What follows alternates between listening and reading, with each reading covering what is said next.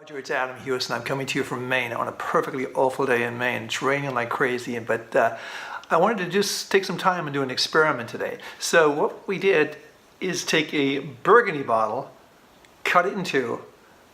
We're going to run some wine down there, some water, and check it out and see if there's any difference between this bottle and the AireWine bottle, which you did so beautifully. Look at those beautiful poration dimples. So we're going to run wine and water down here, not at the same time, but we'll see exactly the difference in the poration effect. So let's go right to those experiments right. What we have here is a pretty simple setup. Here's the Burgundy bottle.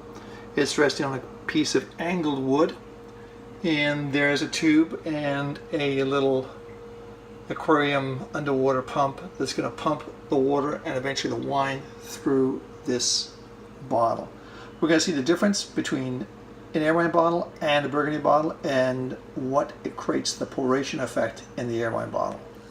What we're looking at right now is a Burgundy bottle that we've cut in half, and you can see how the water just comes out in a very even fashion. In fact, it looks as though you have this sort of V like this, nothing dramatic, just a simple flow, which is what probably a Burgundy bottle is meant to do.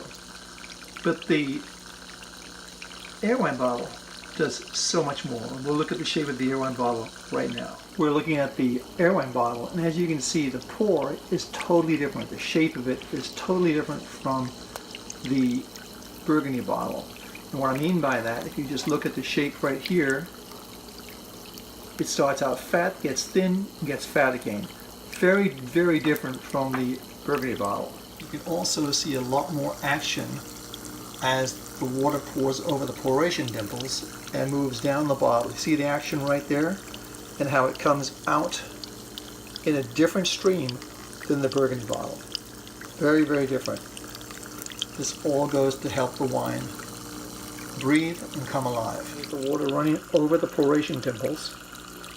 You see the agitation that's taking place right there. And as it comes down, you can see the real agitation right here coming through. And as we go further down, you'll notice the shape of the pour, totally different. The pour sort of goes in and then comes out again, goes in and comes out again. It's fatter down at this point of the pour than it is at this point of the pour. Very different from a Burgundy bottle. Same velocity of water, and that's it. Okay, so we've seen how the bottles work with just water going through them. It's clear that the AireWine bottle does in fact create a turbulence and a poration effect we've talked about.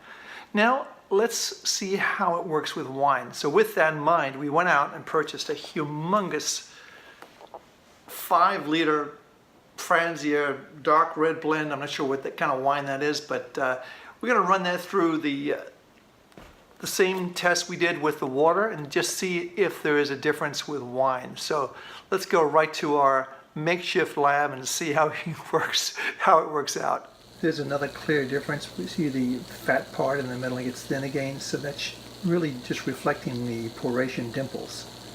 And it's just much harder to see, obviously, with red wine.